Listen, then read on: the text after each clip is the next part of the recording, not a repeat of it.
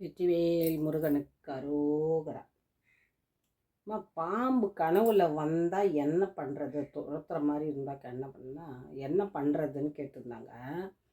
இப்போ பாம்பு கனவுல வந்தது துரத்துற மாதிரி இருக்குதுன்னா அது வரக்கூடாது, கஷ்டம்தான். அது கனவுல அந்த மாதிரி வந்தால் தூக்கமும் எப்படி இருக்கும், நமக்கு மனசு கஷ்டம்தான், சரிங்களா?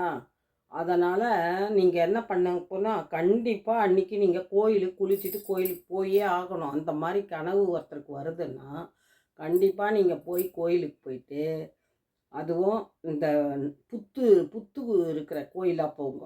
நாகத்தம்மன் கோயிலாக இருக்கும் இல்லைங்களா, அங்கே போயிட்டு முட்டை பால் வாங்கி அவங்களுக்கு வச்சுட்டு, நவகிரகம் கோயிலுக்கு பக்கத்தில் இருந்தால் இது அந்த கோயிலே கூட இருக்கலாம், அதுக்கு ராகு கேதுக்கு போயிட்டு விளக்கு போட்டுவாங்க கண்டிப்பாக. இது கனவுல நமக்கு அந்த மாதிரி வருதுன்னா நமக்கு அந்த ராகு கேதுனுடைய தோஷம்தான் நம்மளை இந்த மாதிரிலாம் நமக்கு வருதுன்றது தான் அர்த்தம், சரிங்களா? அதை நீங்கள் நம்ம செஞ்சோம்னா அவங்க சாந்தி அடைவாங்க.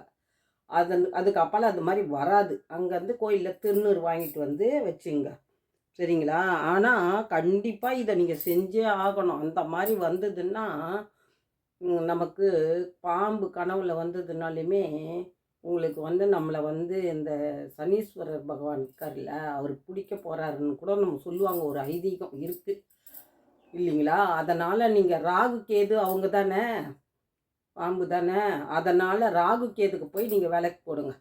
விளக்கு போட்டு கண்டிப்பாக வாங்க. அதே மாதிரி செவ்வாய்க்கிழமையில் நம்ம துர்க்கை அம்மனை கண்டிப்பாக நீங்கள் விளக்கு போட்டு, உங்களால் கோயிலுக்கு போக முடியலன்னா வீட்டிலேருந்தே விளக்கு போட்டு நீங்கள் பூஜை பண்ணுங்கள்.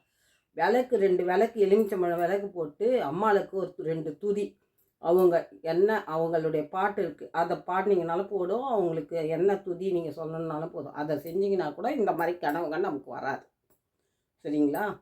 இதை நீங்கள் பலனடையுமாறு கேட்டுக்கிறேன்.